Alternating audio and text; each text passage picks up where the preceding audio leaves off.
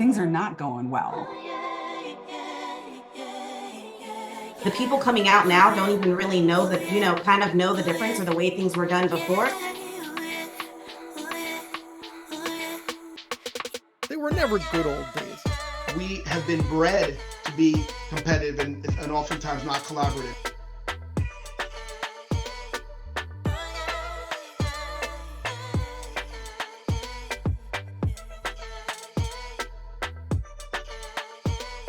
We have to feel that there's a human aspect. And there's that dangerous middle ground. Really only 6 to 8% of the total healthcare spend. Everything's electronic. They can already tell who I am, what I do, what I have. You had to get the highest scores on a board. This is our big fight. I confess in every situation. It's like the world against primary care. Patients would heal much faster. So there's a problem here, right?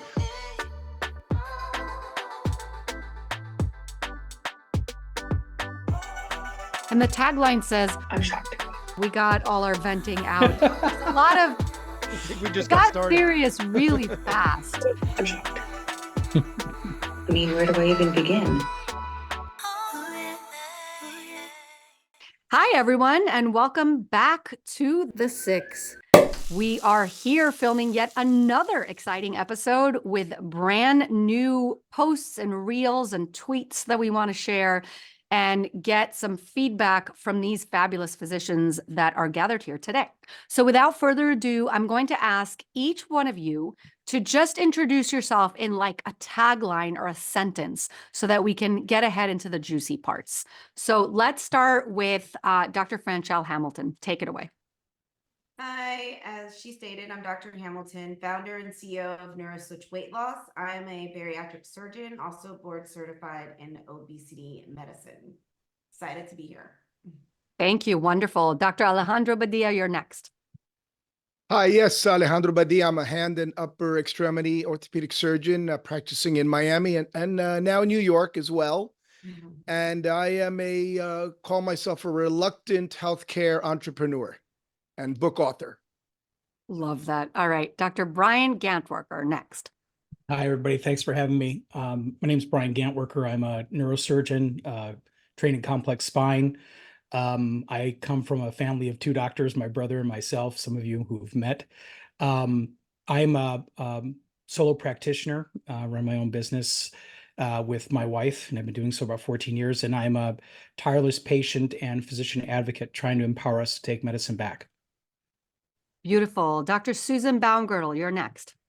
Hey there, I'm Dr. Baumgirtel, and I'm an internal medicine physician with over 30 years of clinical experience, now running my own business, My MD Advocate, over the past 3 years.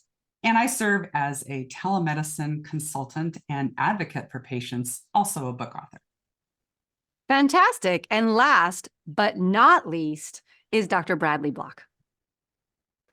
My name is Bradley Block. I'm a private practice otolaryngologist, and I was actually just talking to Brian's brother today about a patient. I'm on Long Island. Makes 2 of us. I run a podcast called The Physician's Guide to Doctoring that helps physicians to be the best versions of ourselves in and out of the exam room. Love it. We really do get an A+ for succinctness. This is the second episode that I will say that. So I feel like it's a fun little play on words that, physicians care about grades, but I feel like sometimes my humor gets lost on some people. So I needed to explain that. Thank you for ever laughed. Yeah. Right. Chortle. Exactly. That's more appropriate. All right, here we go. So I have prepared some goodies and I'm going to whip them out and I'm going to see how you all react to them. So here we go. Let's share the screen. And I'm going to play this. Pay attention because we're going to be talking about this. Here we go. 我们一生注定是沧桑，苦着来，要笑着走过呀。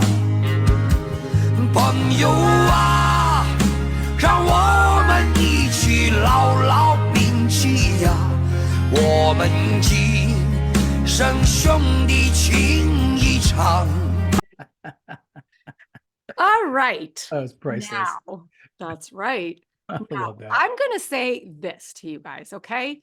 So, before we get into the discussion, I want to give a huge shout out to Dr. Faraz Shakarchi because he's, first of all, clearly awesome, but he's also a neurologist who came on our social discussion series to discuss a reel he created about running a code. You could only imagine how funny that code was, but I had my phone. This is actually fine. Sorry. As I had my phone in my pocket. I have hyperhidrosis. My hands sweat, and I was wearing gloves. And then I went to watch. I was trying to get the gloves on. I struggled getting the gloves on. I washed my hands. It was a whole thing. My phone was in my pocket. We were talking to a patient, and my phone started playing music. And I don't know why. It just started playing music that I was playing before. So I was like, "Oh, I'm sorry. Let me take it out and try to pause it." And it wouldn't let me pause. And I had water on my fingers, and I'm just standing there in front of the patient, blasting music on my phone. And it was heavy metal, so it wasn't even like nice serene music. It was like screamo and metal guitars, and I'm like, I don't know what's going on. This is him at his best. But now to the actual question. So in medicine, there are classically specialties that just butt heads, for lack of a better term. So, and if you're listening to this in podcast version, the top of this says, do what nephrology says or sing in Chinese. And then it says cardiology, as in the cardiologist chooses this. Now, which specialties do you guys think that fit that which specialties do you think of that fits this? And bonus points if your specialty is one of these sides. I'm going to let one of you, whoever's ready to tackle this, tackle it. You know, what I thought first was Dr. Glaucomflecken has a lot of these things. So I thought And it that's a was. whole different reel, of course. So I'm thinking ortho and ER and you name it. But, you know, I'm going to have to really say, you know, Alex for the win here. I'm going to say primary care. It's like the world against primary care because, you know, like, oh, just go see your primary care for all the pre-ops. Like, well, wait a minute, we're doing free work. That's not. So that's my final answer. Okay, so Dr. Baumgartel goes with primary care against the world. That's her vote. And you listening at home, please vote. We want you to go to social media and to tell us which you agree with. Vote number 1, primary care against the world. Who's next? I'll go. Go. So basically the classic is neurology and neurosurgery. And it's like the House of Stark versus the House of Targaryens. Each of them sort of has their own evil aspects. They're not Snow White, either of them. Especially, you know, we always tell the neurologists they're diagnosed and adios. So that's really pretty much all they do. And so, you know, No, they start aspirin. They'll start you on aspirin. Yeah, right. Start them on aspirin. So the neurologists are always screaming at us to do something.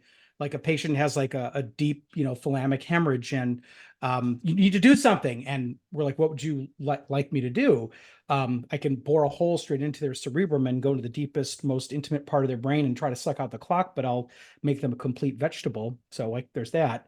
So sometimes there is admittedly some reticence on our part, you know, to do stuff, and we kind of stand on ceremony a lot. We're certainly not completely absolved of ego, as you all know. But I just find it funny because when you meet a neurologist and neurosurgeon that get together, it's like they can get along. It's like looking at dogs and cats kind of hanging out and lovingly pawing each other. It's a really rare thing, like almost like a cross species kind of thing going on. But you know, that's my vote for this one. So much imagery that was just shared there and analogies that it's just a lot to dissect. I love it. All right. Vote number 2, neurology versus neurosurgery, and some bonus points for Brian Gantworker for squeezing in neurosurgery there. All right. Who's next? Bradley Block. I think we're all just going to bring up our own specialties as the ones that butt heads, because like, you know, I've had a bunch of times where I've butt heads with ophthalmology. There'll be a patient with orbital cellulitis from sinusitis. So you want to settle down the sinusitis with some steroids, but that increases the intraocular pressure. So I always try to get there before the ophthalmologists get there, so we can at least get one dose of steroids to get that to get the sinusitis settled down. Or I'll have a patient with a chronic cough and I'll send them to a pulmonologist and they'll be like, well, use Flonase for the postnasal drip. And I'm like, I just evaluated the patient's entire nose and larynx. No, I would have started them on the Flonase if I thought, and by the way, Flonase doesn't do anything. Postnasal drip is a myth, but that's a whole other thing. Or we butt heads with gastroenterology because we're like, oh, your throat clearing is from reflux, which by the way, I think is way overdiagnosed in my specialty.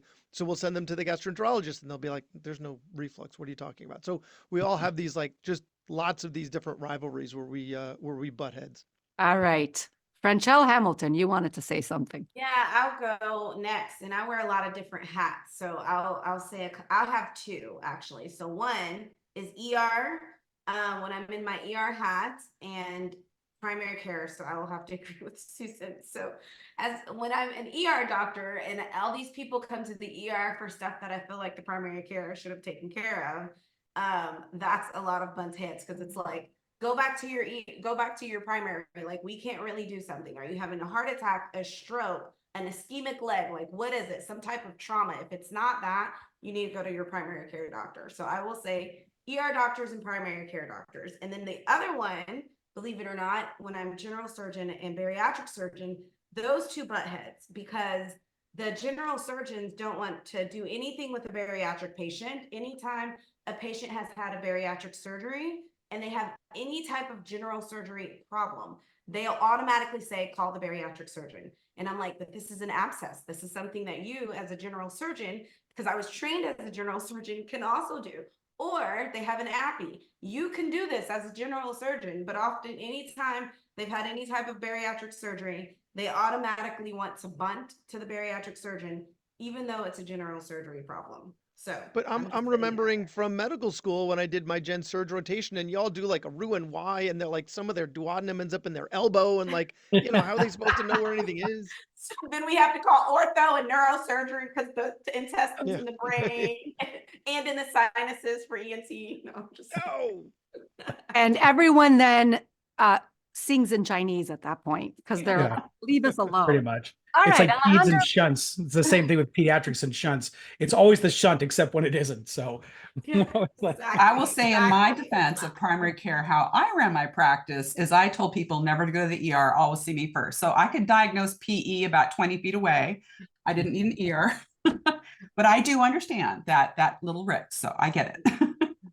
okay. All right, Alejandro Badia, you have one for us? You don't have to go if you don't want to. I think the orthopedics is the brunt of everybody's jokes because historically we at least when I spoke to my mom who did some nursing work when we came from Cuba, I remember she told me that the orthopedics really just kind of put people in traction and casted them, and now all of a sudden, you know, there's a lot of molecular biology involved and you know and gene work. So it's just kind of ironic because for the last 20 years, you know, actually even when I went in, it was you had to get the highest scores on the boards, and so we were actually quite well prepared. But the reality is, we a lot of times don't want to deal with the issues of you know, say our internal medicine colleagues deal with.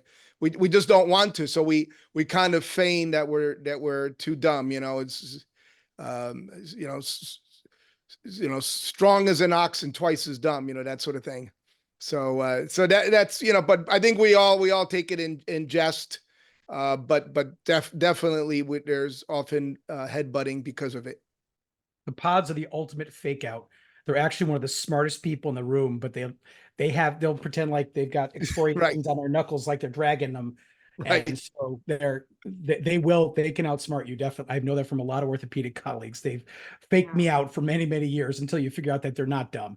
Yeah, They so choose just to sing in smart. Chinese. Smart They enough to make you think they're dumb. choose to sing in Chinese. All right. That's right.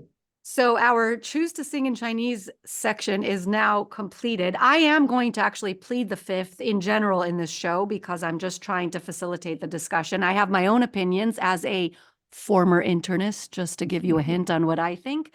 That's right. All right, let's share the screen and go to the next section. Okay. Okay. I mean, where do I even begin? This year has just been the craziest year of my life. All right. Hopefully you guys got that. Not everybody gets it right away. It is called, the title of this is called Twist Cap to Vent. And the reason I say that is because even if you're watching the video and not listening to this in audio podcast version, you may have missed the point. But I feel like this is actually the perfect starter for a vent session. So each of you, if you want, give us a single vent item from your world. Ideally, it's going to be healthcare related, but if you want to vent about your significant other not passing the bread ad din, that works too. We're clearly all human. So I will let whoever wants to start with their single vent go first. Well, I'll start this time. My vent is one I think that many of us have increasingly, is the concept of pre-authorization. We'll be right back. SoMeDocs is building incredible conferences and courses on some of the most asked for topics in health and healthcare. Take a look at this non-clinical career course. What is ATS? Some of you may have heard of ATS, some of you may not have. ATS stands for Applicant Tracking System. And these are AI-powered systems that large companies use to sort through resumes usually when they have large numbers of applicants for roles. Adapting to a corporate culture is a completely different world from our clinical medicine thinking. We are do-gooders, and in the end, that is our north. And for a business, it's profit, and it can be profit over certain other things that might be important to you. Primarily, I have been in the writing and editing space. I've served as medical director of a few different health tech startups and a couple other companies. So as a medical director in a small company, we bring the clinical perspective and insight that goes into most of the decisions that are made. Most of my fellow medical directors are primary care, either family medicine, internal medicine, or pediatrics. Phase one, we're really looking at safety. We're trying to understand, is there a safety signal that we need to understand more from the animal study, or that's going to show up and surprise us? For the pitch process, you generally will want to email a one-liner elevator pitch. Access this conference on non-clinical careers exclusively on SoMeDocs. Now back to our show. Well, I'll start this time. My vent is one I think that many of us have increasingly, is the concept of pre-authorization. So I am just absolutely tired of the middlemen taking control of medicine. And that's why during the lockdown, I decided to write a book in 10 weeks. And that's a big part of it. So I see some light at the end of the tunnel. I don't know if others feel the same, but this has been a topic that's pretty hot now, and I see some traction. So that's what puts me upside down on patient days. Okay, that was vent number 1. We are opening it up for vent number 2. Okay, I will piggyback on that. I just had a peer-to-peer today, actually, and this patient who needs, it's the same for my bariatric surgeries. We all have to submit a packet of stuff in order for people to get approved for surgeries and weight loss meds too. Honestly, I think I'll just put out there, there's I guess I have multiple vents. There's a huge bias, I feel, against obesity patients in the insurance world. And I've been advocating for those patients forever now, and the coverage for this is very slim. Like, Medicare doesn't cover, for example, weight loss medications for patients on Medicare. So that's a vent. And then the peer-to-peer, this patient got denied multiple times and we had to appeal it just because I didn't specifically state in my note, even though I talked about her diet, her exercise, meds, and all the things, that she was doing this for a lifestyle change. So they denied everything because I didn't put that one sentence. And so when I did the peer-to-peer, the doc was like, can you just say yes? Is she doing this for lifestyle change? And I was like, yes. And then that's it. So because we don't speak the language of what they want to see on the other side for these prior auths or those peer-to-peers, they will immediately deny patients services. And so that's a huge vent in my world. All right, Susan Baumgirtel. Oh, I guess I have all these things now floating around. I would say the moral injury. I'd say the moral injury has been such a big thing. It's not that it was just, a pandemic. It's been going on for a very long time, but I think that these years brought out the worst in a lot of things. Yes, patients can be wonderful, but many of them became very entitled. And what happened to respect?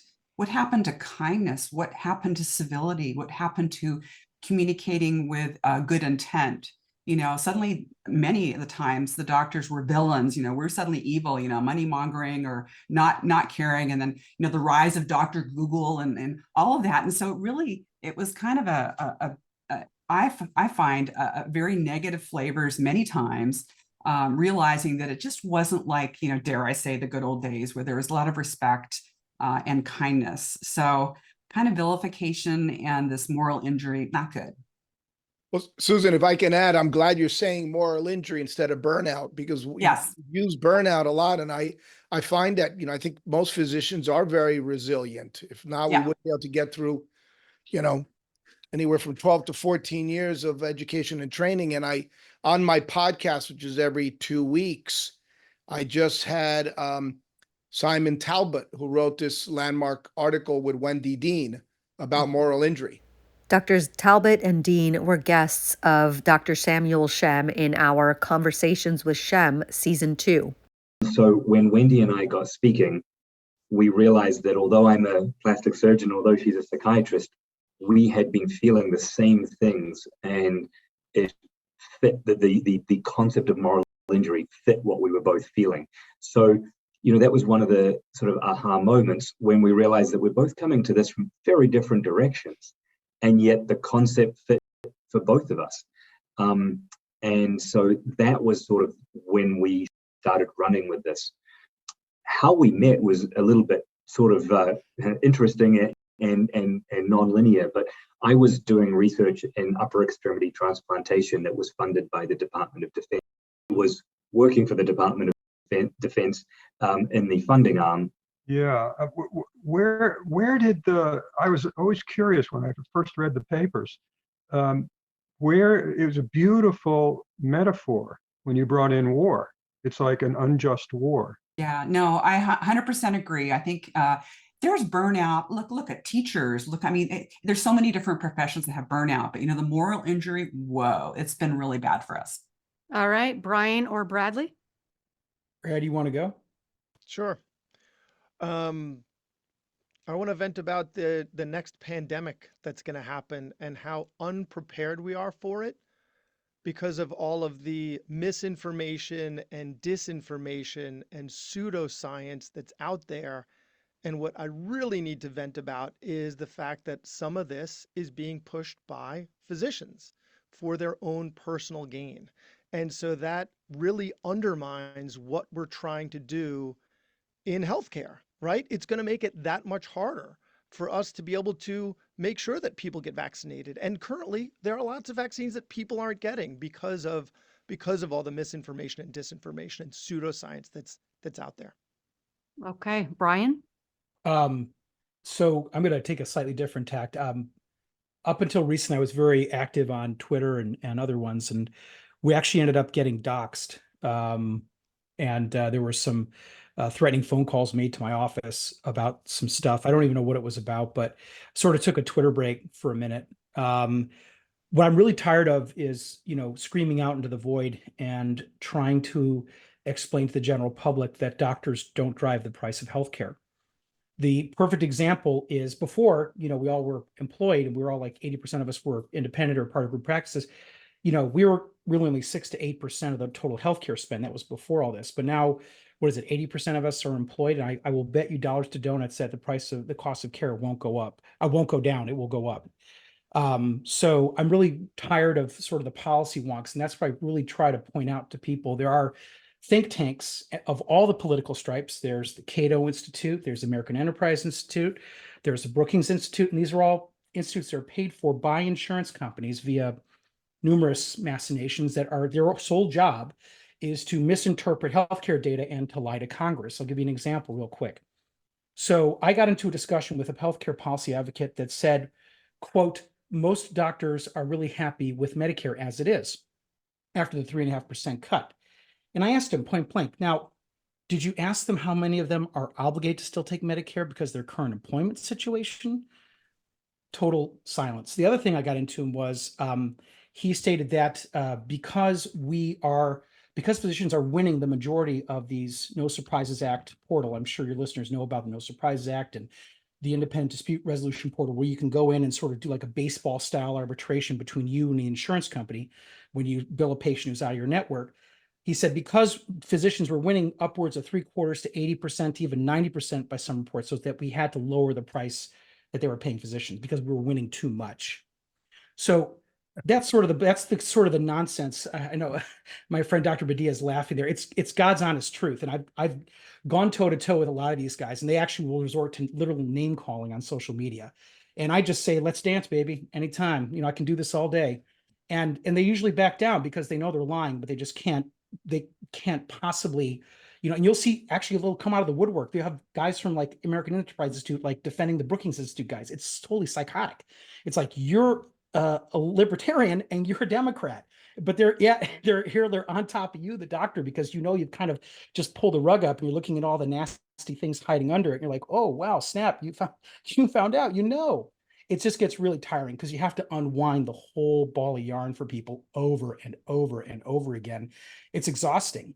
It's totally exhausting. But listen, it doesn't mean I'm going to stop. It's just it's exhausting because so many physicians, they're happy being quote providers and just towing the line and going along with whatever they tell you to do.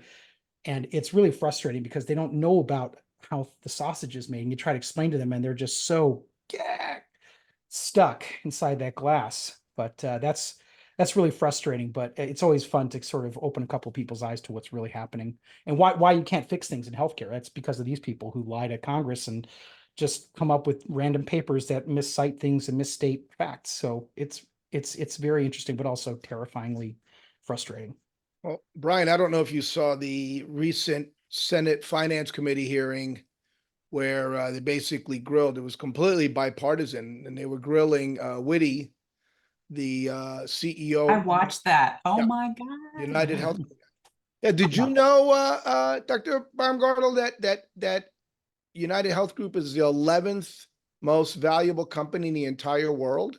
Yes, in fact, I left my previous employment because they were bought out by Optum, and don't even get me started on that one. Yeah. People don't. I said 4 years ago, when we had COVID money, do you know who was running the portal where you got your COVID money and reported it? United Healthcare. I mean, the stories I could tell, that would be a whole different episode. It was And right yet- there. And I doctors was can't telling own people- hospitals. Exactly. And doctors can't own hospitals. So the thing is, like, we've known from the beginning that United Healthcare is kind of setting itself up to be, if we do go Medicare for all, they want to be the ones doing it. That's been pretty much, they've kind of, I told on another podcast, they're like the brainstem glioma of health of insurance companies. They basically insinuate into every critical structure, every basic function into healthcare. Look, they even do payday loans now. Hello.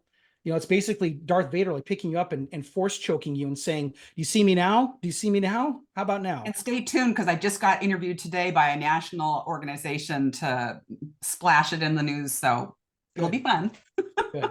Enjoying Yeah. that very much. Yeah, that's good. Okay, we got all our venting out. There's a lot of I think we just it got got started. serious really fast. Yeah. Also, there's a lot of sort of I just when you were talking, Brian, I was thinking back to when I had Alejandro on my show, and he said very similar things to you about, when residents come out and that a majority of them, and he also threw out a percentage that was very similar to what you just said. So I just kind of had not only a deja vu with that. Here's a snippet of our episode from Entrepreneurs in Healthcare. Oh, I think most of us understand how it's broken. Just having to fight for authorizations and things of that nature, right? To be able to treat your patient. I think that it's kind of like a rat in a Skinner box, right? We've been shocked so much and we're no longer jumping. And that's unfortunate, is that I think we become a bit hapless and just are resigned to the system. But I really believe that we do have the power to change it. I really do. But also because Simon Talbot and Wendy Dean were guests on Samuel Shem's season 1 show that we featured on SoMeDoc. So I'll probably kind of throw a snippet of that on here as well. We're going for a season 3 soon with him as well. All right. Excellent. Yeah. All right. Let's share the screen and go to the next one. Hopefully it's less dreary than this one has been. Let's see. All right. So here we go. This is actually a screenshot. It's not going to move. It's not going to make things happen, but I will read it for the people at home. It's a Wall Street Journal article, and the title is, "Here's Why I'll Be Keeping My Shoes On in Your Shoeless Home." And the tagline says, "Why are you assuming that your guests' shoes are dirtier than your floors?" So I'm going to stop sharing here. And what I'm going to ask you guys is the following.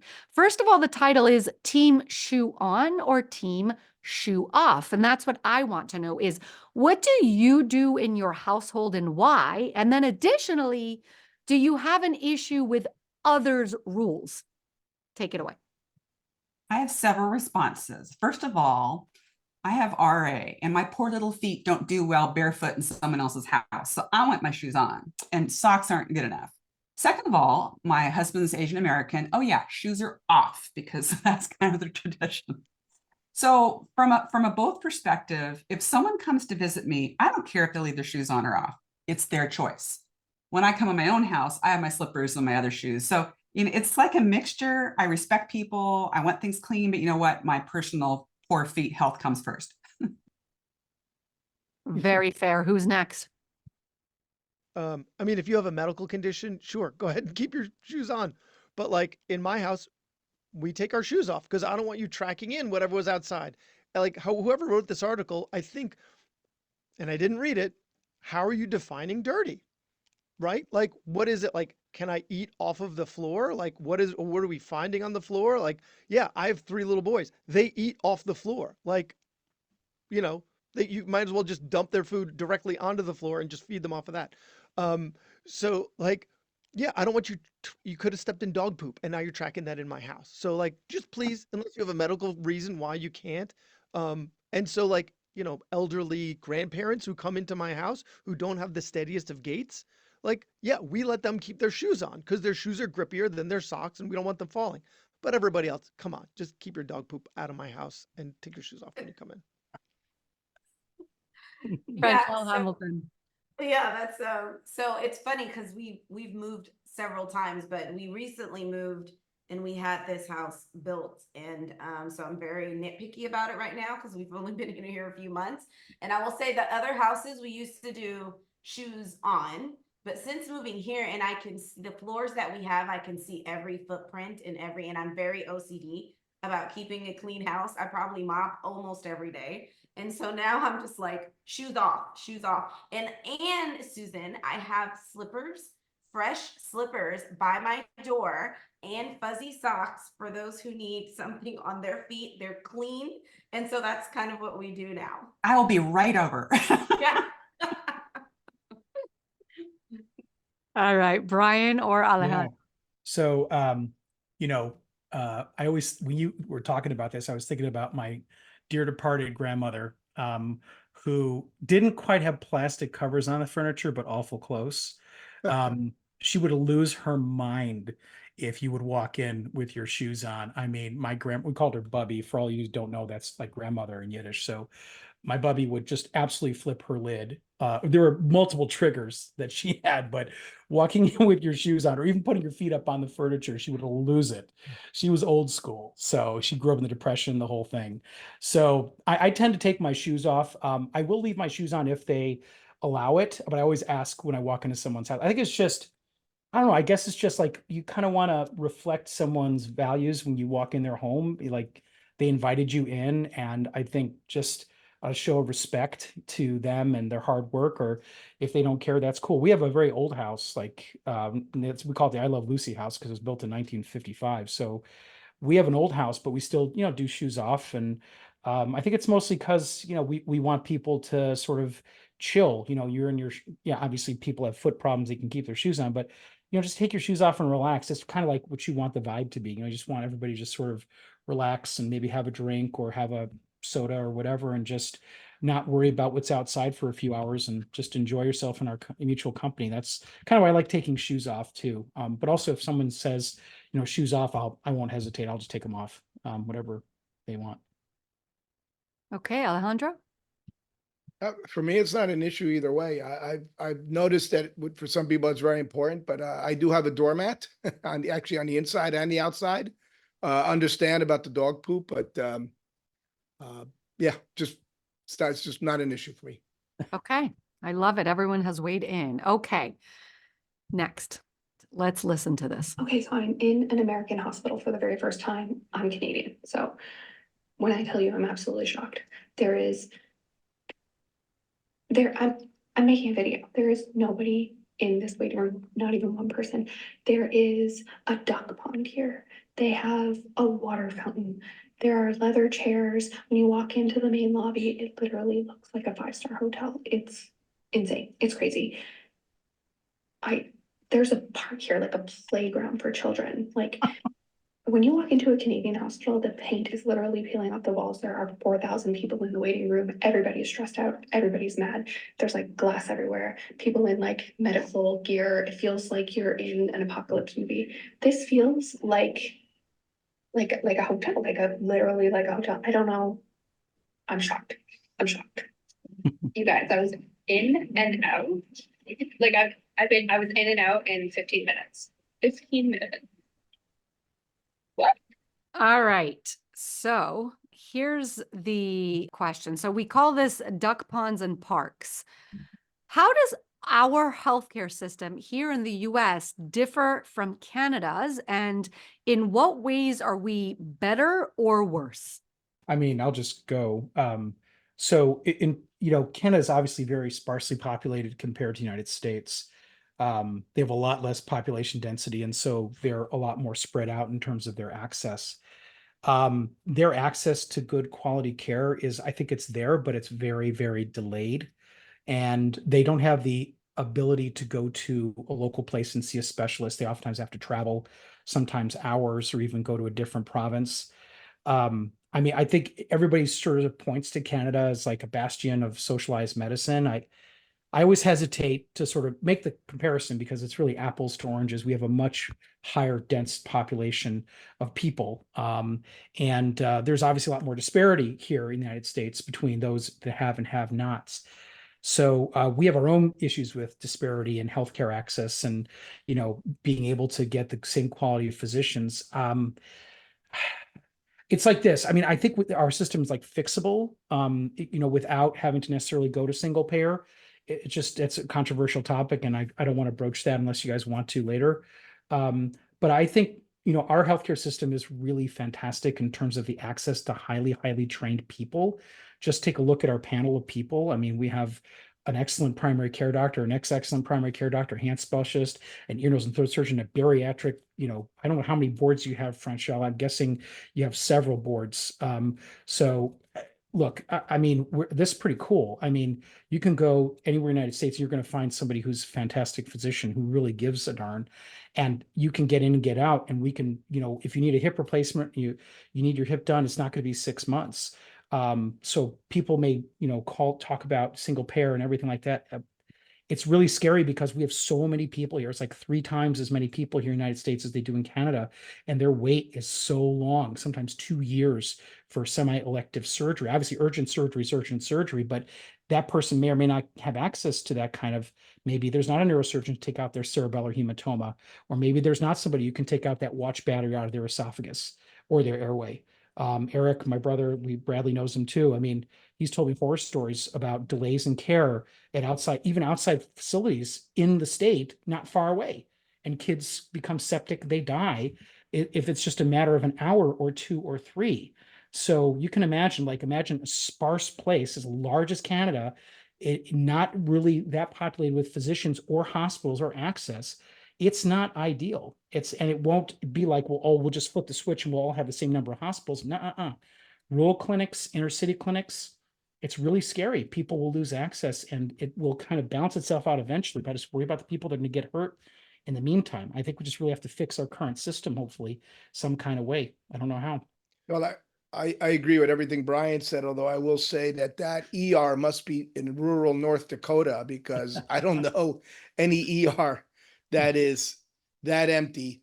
And unfortunately, we pay for it because I think everyone knows that the hospital costs are exorbitant. We've all seen the New York Times articles, right, that talk about $500 per stitch for a busted lip. But I don't think Americans would stand for a system like Canada, where I think they've become acclimated to it. I mean, they're having major problems in it, major problems. And the NHS is failing. I just read an article in The Economist today, actually, about Northern Ireland, which is horrific. So I think, yes, we have to tweak our system, maybe more than just tweak it. But again, the middlemen, if we can cut out the middlemen, that will lower costs of healthcare. It'll actually make it more expedient, and we don't have to become Canada or even go single payer, quite frankly. Well, I'll weigh in because actually I grew up in Ontario, Canada, and I remember a lot of things very well, like yesterday. And in the OHIP, which is Ontario Hospital Insurance, basically the insurance system, it's changed over time. And yes, it's gotten a lot worse. And there's lots of lines, and it takes forever to get in. You can wait a year or two for specialists, and everything Brian said is correct. But I pause because I also think that I've trained here. I'm American. I've been here forever. I feel like there's I don't know if the word's greed or if there's an expectation. I want a total MRI and I want a total body MRI. I want it yesterday. This is kind of this demand, this entitlement. We'll be right back. SoMeDocs is building incredible conferences and courses on some of the most asked for topics in health and healthcare. Take a look at this menopause course.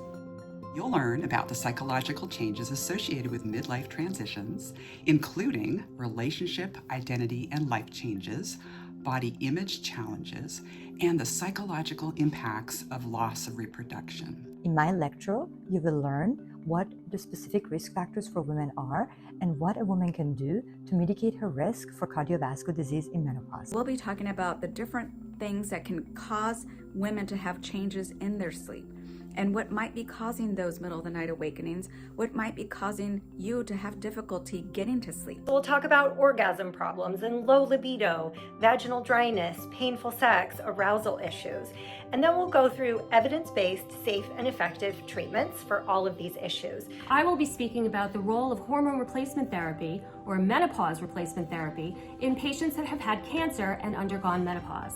In addition, we will also potentially look at some of the data that may support or contradict whether or not hormone replacement therapy leads to a risk of cancer. During menopause, hormonal changes can make weight gain, especially around the midsection, so frustrating. GLP-1 receptor agonists, originally developed for diabetes, are now a game changer for weight management, and these medications help regulate appetite, improve insulin sensitivity, and promote fat loss. Access this conference on menopause exclusively through SoMeDocs. Now back to our show. I feel like there's I don't know if the word's greed or if there's an expectation. I want a total MRI and I want a total body MRI. I want it yesterday. This is kind of this demand, this entitlement, we deserve everything right now, yesterday, for free, by the way. And, if I get billed, then I'm going to scream about it. There's less of that dynamic. Now, you can talk about in terms of why that is, but, I have many, many, many, many friends, all my high school, they're all turning 60 like I am. And I have one friend whose husband had a double lung transplant. That's kind of hard to do in Canada. In Ontario now, he lives in British Columbia. And when I heard about his day to travel by ferry to get to the big Vancouver General Hospital and what it means to get labs done, it's the entire day. Basically you wait 5 hours at the lab and your name is number 142 and you wait 5 minutes for every, it's just like, it's an assembly line and it takes forever. And so 5 hours later, then you get to your office and then you wait for 5 hours. And so it's literally a day or two of your life just to get a follow-up.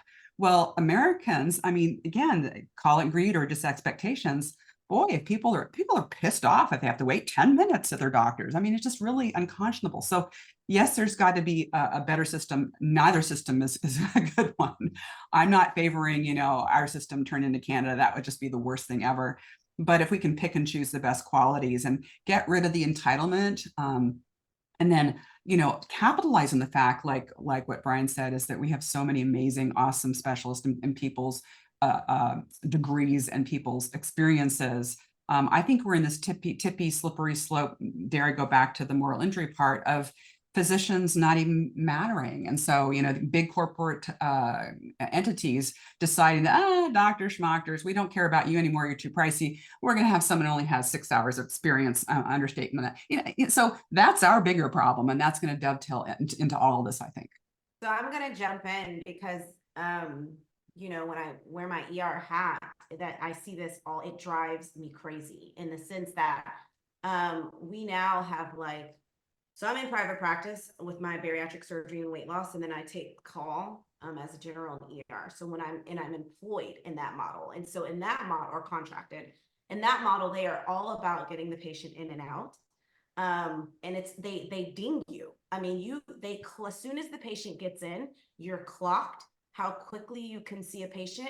And I agree 100%, Susan, we've created this culture where we have to get them in and out. And that's why the waiting room was empty. Even if it was people in there, like when you're an ER doctor, they want them in and out. They have signs here, and I'm in Texas, 15 minutes, see a doctor, you know, they put all this pressure where we're supposed to be able to see, triage, and do all these things for patients in 15 minutes. They have this thing, 15 minutes in and out. And this is what patients are expecting. And the problem is, for those of you who do insurance, like the pendulum has swung, I think, a bit too far as like customer service. Like everything is based on customer service, especially in the ER. So if they weren't seen in 15 minutes, like the billboard says, they get pissed and write a review, and then it comes back to the staff that was working that day. Or like, why did they have to wait in the waiting room? The corporate side of medicine is all about patients shouldn't have to wait. Give patients what they want. So patients come, I Googled and I want all of this workup. And as the physician, you're like, but you don't need all that. I can diagnose your kidney stone and give you fluids. No, they want a CT. They want, and you don't have to go to a CT. And scan, yeah. They want, everything. That their head hurt from 3 weeks ago. They couldn't get in their PCP. And the minute you don't do any of this for these patients, they complain. And then you have the corporate structure coming down because insurance now pays based on customer satisfaction scores, which I think was one of I think that started the opiate epidemic. I'm just going to throw this out. That was one of the worst things that they could have done, is pay a hospital based on customer satisfaction. The minute the patient didn't get their pain med, the minute they didn't, whatever, and then it trickles down to the Well, staff. don't forget about JCO. Don't forget about JCO and the 5th vital sign. Don't forget about that. Yes, exactly. People forget about that. JCO has managed to skate by with zero accountability for this opioid epidemic. I was training when pain was the 5th vital sign, and that all dovetails into that crap. You're right. That's same garbage. That's same garbage. And now we're rated just like a kitchen appliance. Yeah. Yeah. So 5 stars, 4 stars, 2 stars, 3 stars. Yeah, correct. Don't get a 1 or 2 star. You're going to be in the CEO, the CMO, whoever's office wondering why this patient. And so I think, you know, which I will say, I don't think that's in camp. They're just lucky to see. And so moral injury, I think that has contributed to the fact that patients may not see or respect healthcare workers as much because they just go and complain and they get their refund from the corporate or you know, we're sorry, whatever. So my 2 cents. Why is it 5-star or 1-star? Have you noticed that? Why? I wish somebody would be dissatisfied and give 3 stars or give 2. Why? I mean, 1 means we've had people give 1 star and their complaint was actually something quite minor. One of my friends who's an oncologist, you probably have seen him. He's a Scottish guy, I forgot his name, but his review was, he saved my life and he got 4 stars. 4-star. Is that Mark Lewis? Yes, Mark. Yeah, Mark Lewis. Yeah. He wanted to put a T-shirt on it. Like, what would you have to do to get 5? Right. He's like, Proud, what do I have man. to Patients do? are tough He crowd. went on for weeks about it. He just would not let it. Mark would not let it go. He wouldn't let it. It was so funny. I was like, do you need counseling, bro? Oh my God, let it go, man. But he's right. I mean, he said, save my life, 4 stars. You know, it's like. So we're getting into patient satisfaction, which is a Right. passion of mine. And I do, help my practice with that. We're in the process of trying to improve patient satisfaction. I do think it's an important measure because your patient satisfaction, it decreases litigation. If it's a more enjoyable experience for them, it's a more enjoyable experience for you. And it promotes healing. So you can have someone whose family member died in the hospital, and yet they're still satisfied with the care. They could have the worst possible outcome, the ultimate outcome of death, and still be satisfied. So I do think there is import to this. But we were actually talking about comparing the US healthcare system to the American healthcare system. So I'm going to bring it back to that. I don't know. Yeah, like Alejandro said, I don't know what ER or whether that was an urgent care or where it was probably like an urgent care that was open 24 hours and this was 2:00 in the morning, right? Like that's the only realistic time because otherwise that place or they got bought by private equity who gave them this fancy fountain with their new capital, and they're about in their duck pond and they're about to go under, and everyone's going to lose their job because private equity. They're empty, and they're empty because they have no one comes. Yeah, and there's no income coming through, but they'll find a way to spin it with their EBITDA and then sell it to someone else before everyone loses it, right? Now you're talking dirty. Yeah. So, but to go back to the US healthcare system versus the Canadian healthcare system, there are positive attributes to both. They spend their healthcare dollars more efficiently than we do. A significantly lower percent of their GDP is going into healthcare, and yet their outcome measures are not that different from ours. Yes, you have a longer waiting time. Yes, it's a less convenient system. However, they're spending their money more efficiently, and there's something to that because our healthcare dollars keep on going up and going up and going up, and yet the outcome measures don't seem to follow that. So there's a problem here, right? And that's the bloat in our system, and that's where capitalism versus socialism. Normally you see bloat in socialism. Somehow, for reasons that Brian got into earlier, we're seeing that bloat due to capitalism. They're taking advantage of the system and using it to increase their own wealth, and they're doing it corporate with welfare. I'm sorry? It's corporate welfare. I mean, our tax dollars are subsidizing Aetna, United Healthcare. I mean, that's how these MA plans work. They take our Medicare dollars. Like I started working when I was about 14 and a half, 15 years old. Ever since I've worked, those dollars have been going into the Medicare fund. It's a trust fund, basically. It's literally like a trust fund. Like you have a trust fund, you have a trust fund. This is our trust fund. And those dollars go into these companies and they're subsidized by the United States government. And they're then supposed to turn around and pay our healthcare bills, which they're not. Instead, they pay very little. And so they have that's where these profit deltas start. That's how they're making so much money because they're cheaping out, paying your mom's health stuff and his mom's health stuff. But go ahead. I don't want to stop. And one of the provisions of the Affordable Care Act was that there was a cap on how much money they could make. And the first year that it was implemented, people got money back because they kept a significant portion of the money that they didn't use. And so people got some money back. Right. But through some fancy accounting, every year subsequent to that, nobody got any money back because they found ways to hide it and put it in other places, and still people got their huge bonuses. So yes, there's positive attributes to both systems, and we have to find a way to make, find the best of both worlds. I'm a skeptic. I don't think that's going to happen. Who knows what's going to happen next? What dominoes are going to fall? It's an exciting time to be alive. I don't know if you're aware, but also in the ACA was this thing called the MLR, right? Medical loss ratio, right? So for those who aren't that familiar, right, they have to spend, in most cases, the insurance company has to spend 85% on delivering clinical care, which sounds great, but it's actually a perverse disincentive to provide efficient, cost-effective care because then they fall out of compliance. And I learned that because I started, which announcement, I just signed an LOI finally to have somebody acquire the majority of my orthopedic urgent care networks. But I found the insurance companies weren't that excited about this. I said, wait, if grandma's, distal radius wrist fracture or an ankle sprain can be kept out of the hospital, isn't that good for United Healthcare, et cetera? Well, reality is they're not that interested, because if you do it too cost effectively, then they fall out of compliance, and the public has no idea. And I think most physicians don't know about the MLR. And frankly, I didn't know details about it till my book. So this is something that, we have a lot of educating to do for the public and ourselves. No, it's true.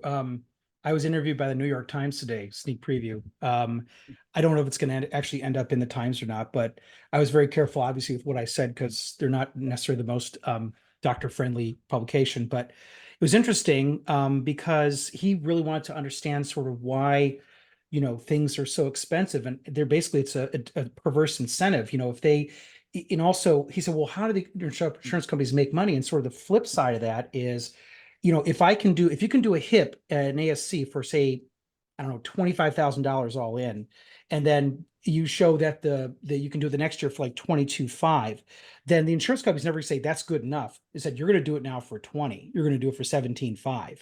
In other words, it's a race to the bottom.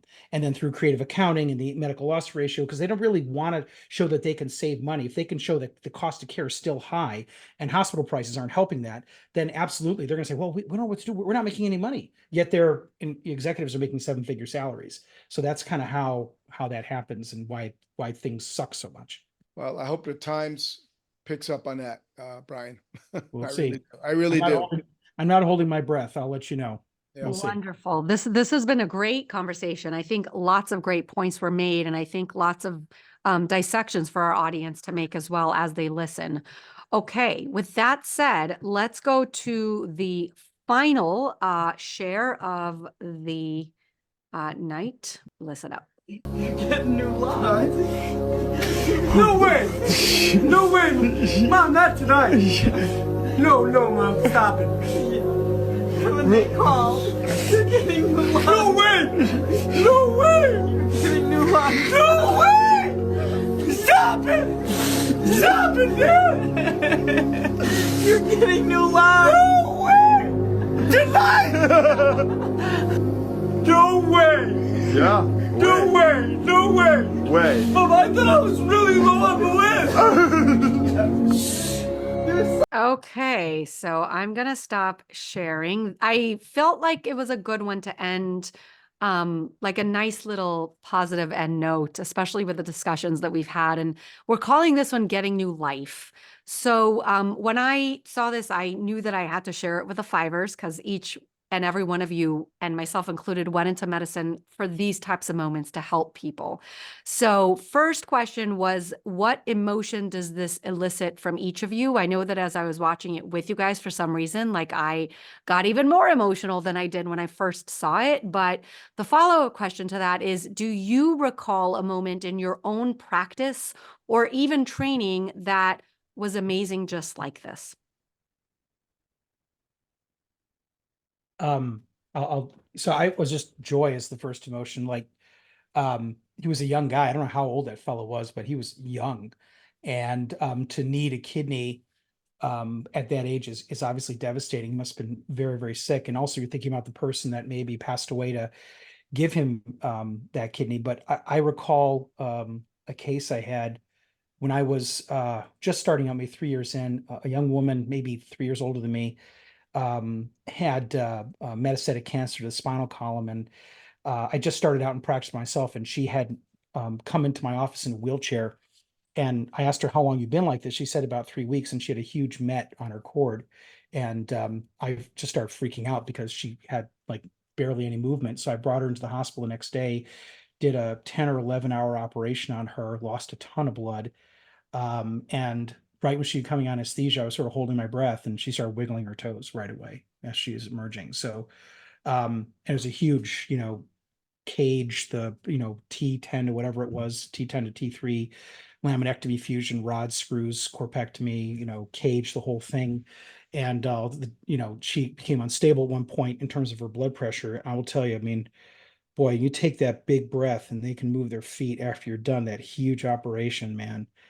That was just, if I could have done a cartwheel, I would have. It was just wild. I mean, that was, to me, that's like what we're in medicine for, is like that rush, that joy, that unbelievable feeling. And I get little bits of that even now when I do like an elective case, and the person, obviously I'm expecting them to be able to move and everything after I'm done, but there's that little twinge, like, yeet, that little yay, they wake up and their feet are moving, their arms are moving, whatever. And, you kind of give them a little, I shake their little toe sometimes, and that's my goodbye to them. I shake their little toe and I walk out of the PACU. So that's kind of like the little feeling I get when I do something big like that. When you kind of like do anything that you solve a problem, you save a person's sight, their weight goes down, they're not dying a heart attack anymore. You diagnose that cancer early and they're cancer free. I mean, that's the selfish rush that I love so much about medicine. I love that. Who else? I think I saw that and my emotion was gratitude. I have a relative who's had a double organ transplant, so I know that feeling very well. I was thinking back, of course, there's so many examples, but another cancer example, a patient many, many years ago who came to me, a woman who was in her 40s, and she had abdominal pain and distension and so forth. And she had, I had never met her. She came in with her father. And you get that spidey sense, something's definitely wrong. And within 2 minutes, I thought something's definitely wrong. And I quickly went through the history, but I really wanted to do the exam. And I thought, oh my gosh, this is terrible. So I admitted her directly from my office to direct admit, not through the ER, to the hospital. And and she had stage 4 ovarian cancer. It was god awful. And here's the part, the tingly part for me in terms of being grateful that I was there for her that day. She had seen 4 OB-GYNs and 2 primary care physicians, that's 6 docs in different areas before she saw me. And every single one of them had said, yeah, irritable bowel, you're female, whatever, yada, yada. They basically literally blew her off. Fast forward, after surgery recovery and so on and so forth, she wrote this 7-page single-space typed letter to one of our national or local state agencies, not to start a lawsuit. She decided, I'm not going to live my life that way, but to point out that she was ignored by 6 other people. And it was like I was crying as I read this letter because, of course, on page 7, it was like, I saved her life. But I thought, wow, I'm grateful she saw me that day. I'm grateful that I actually listened and I touched, because a lot of people don't do physical exams anymore, that I could touch her and figure it out. And so that's one of those things I'll never forget. Beautiful. Who else? So I will say that's probably ultimately the reason I chose bariatrics personally, is because I felt like I could truly save people's lives. I mean, obviously we all can't hear. I may be biased, but I see patients with so many different medical problems. And I felt like with one surgery, I mean, I've had so many people, I literally felt like I was pulling them from the grave with their bariatric surgery because they were kidney, stage 3 kidneys. They had 4 meds on hypertension, diabetic on insulin. Patients who have bariatric surgery literally can walk out of the hospital on no insulin. Even those that required insulin for type 2 diabetics. I mean, hypertension is a little bit harder to treat, but we all know the combination. I've had people very sick, which is what bariatric surgery initially started out with, very sick patients who had multiple medical problems, who literally would die of those medical problems if they didn't get a bariatric surgery. And so I get that's talk about moral injury. When you get these moments, I think we're all here. That is, I think, what keeps us going, with all the stuff from the insurance, with all the 1 stars or whatever it is, you know what I'm saying? I think every now and then when we're able to pull somebody from death, I think we're like, this is why I keep doing this. So that video reminded me of a neighbor I had who came all the way from Italy. So speaking about healthcare systems, I mean, this guy did have some money. He rented a house here adjacent to me. And I remember he just looked kind of sick. And I remember the day after it took almost a year. And I kind of wondered how he got on the list and all, being he was from Milan. And, but I saw him literally within 48 hours after, and I saw his color, he just looked so different. And I thought, wow, what a phenomenal thing that can be done. Gosh, I mean, I think we all have so many. I almost want to tell a story in Ghana where I was doing a medical mission. In 2 weeks, I'm going to Bolivia. Although there may be a coup going on, so I just found out today.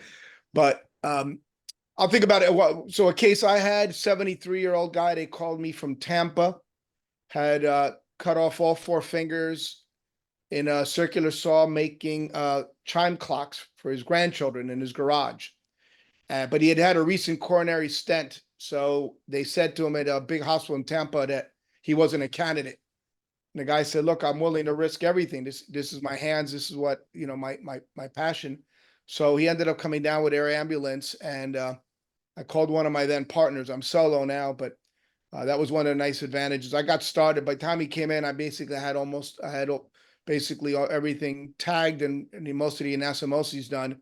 But what's amazing is he went back and finished the clock that he had cut his fingers off, and he finished that clock. And when he passed away, his wife and his daughters literally sent me an email the next day and bought me a hand figure the day after he died. I mean, they're grieving, but they still, because they feel that we gave him that passion back. So, it's not, in my case, I don't get to save lives very often, but being able to restore function is for what people like to do or make a living is powerful for me. So that's that. Brad, were you going to share? Yeah, I spend most of my day taking out earwax and stopping nosebleeds, and every so often treating someone for throat clearing. So it just really puts into perspective for me the contributions that I'm making to healthcare and improving patients' lives, which is one of the reasons I started the podcast, is because I don't treat the uber complicated stuff that I was trained to treat. I don't. I live near, in the shadow of some very world-renowned academic institutions. And so when those things come my way, I send them to be treated by the people that are the best in the world, right? It doesn't make sense for me to dabble in a lot of this stuff. And so I do the stuff that I do all of the time, which ends up being, not that complicated. I mean, I do have, something, I mean, I'm joking, but something does come to mind when someone comes to me, like a kid with, very large tonsils and adenoids. You can see it a mile away. You can hear them breathing a mile away. Their mouth breathing. They might have failure to thrive because it's hard to eat when you can't breathe out of your nose. Their sleep issues might be interfering with their functioning during the day. They end up with like executive function problems because they're just not getting sleep. But they might have speech delay because they've got ear tubes. A lot of times they have asthma too. So they spent all winter coughing their heads off. And so, I'm like, holy cow, I am going to completely change this kid's life. Tubes, tonsils, adenoids, get their asthma under control, and this is going to be a brand new kid. And it's, I can, Susan mentioned the spidey sense. You walk in the room, you know exactly, what you're going to see 2 seconds into being into the room. You can sometimes hear them in the hallway, and it gets me excited because I'm like, I am going to completely change this kid's life and the family's life because they're having such a tough time with everything going on. So it's not a high risk surgery. It's not complicated. It's not hard to do. I've done over 1,000 of them. I don't know, maybe approaching 2 at this point, but it makes you feel good every time you see them afterwards. And it's like, oh my God, like it's a brand new kid, so. Don't downplay getting the earwax out. Everybody loves to have their earwax removed and they can hear again. So kudos. It's called an eargasm when you get that in there and it feels pretty good. I love that. But Brad, isn't it great when you hit that hat trick though, when you're like, like there's nobody, just you and the goalie's kind of fat and slow, and you feel like I've got this, and you're about to like lift that puck and just nail it. Knock it out of the park. Like, boom, boom, Oh, boom. so Like, good. Yeah. and it's so good. Like you see a big juicy, like for me, it's an L5S1 disc, like big juicy, you're going to fix that person's life, 45 minutes, 90 minutes, whatever it is. And, all of a sudden they wake up, I could Yeah. put weight on my leg. It doesn't hurt anymore. I mean, that's just that's just so much fun. That's Yeah. that's the good stuff.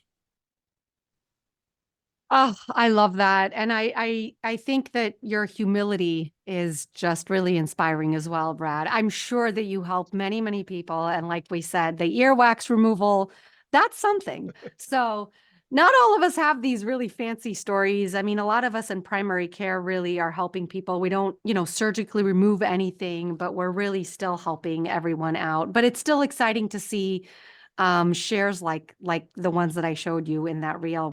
Always gets to me. Anyway, thank you so much, guys, for joining. We hit just past the hour, and I hope that you had as much fun as I had. And I hope that you all join next time. For those of you listening, don't forget to share this if you love it. Thanks so much for listening.